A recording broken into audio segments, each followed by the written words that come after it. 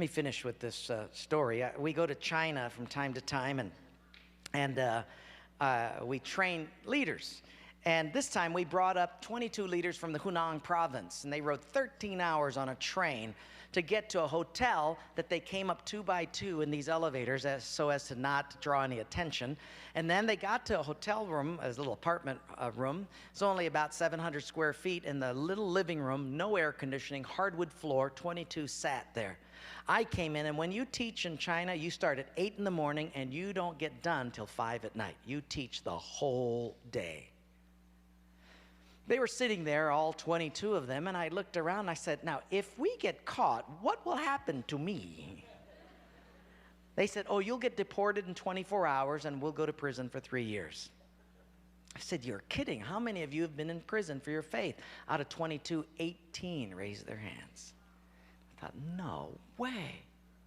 And I looked at him and I said, you 22 people, how many people do you oversee? Because they were all of these small group leaders, underground church leaders in the Hunan province. I said, how many, if you counted up all the people under your jurisdiction, how many would it be? And they counted them up, and they said, little over 20 million. I said, what? See, we forget there's 1.3 billion people in China. This is crazy. Well, I had 15 Bibles, and I passed them out. Obviously, 7 didn't get them. And I said, let's turn to 2 Peter chapter 1, and we're going to read it. And just then, one lady handed hers to somebody next to her.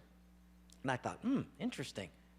Well, we turned there anyway, and as we started reading it, I understood why she gave it away. She had memorized the whole thing. She just recited the whole chapter. When it was done,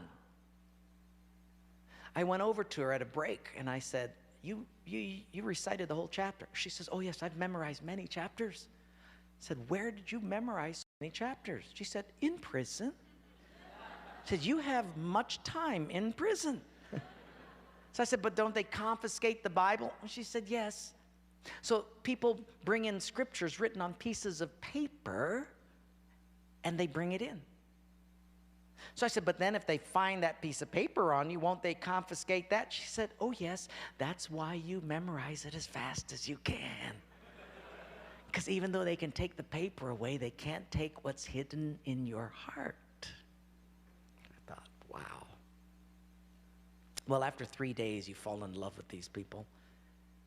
And when it was done, I said, how can I pray for you? I'm going to go back to America, and you guys have been just so wonderful. How can I pray for you? They said, you know, Wayne, you guys can gather like this whenever you want to in America. We can't. Could you pray that one day we'll be just like you? And I looked at him and I said, I will not do that. Big incredulous eyes looked at me and they said, why? I said, because you guys rode a train for 13 hours to get here. In my country, if you've got to drive more than an hour, people don't come. You sat on a wooden floor for 3 days. In my country, if people have to sit more than 40 minutes, they leave. You sat not only here for 3 days on a hard wooden floor, but you did it without air conditioning. In my country, if it's not padded pews and air conditioning, people don't often come back. In my country, we have an average of 2 Bibles per family. We don't read any of them. You hardly have any Bibles, and you memorize them from pieces of paper. I will not pray that we become like, you become like us, but I will pray that we become just like you.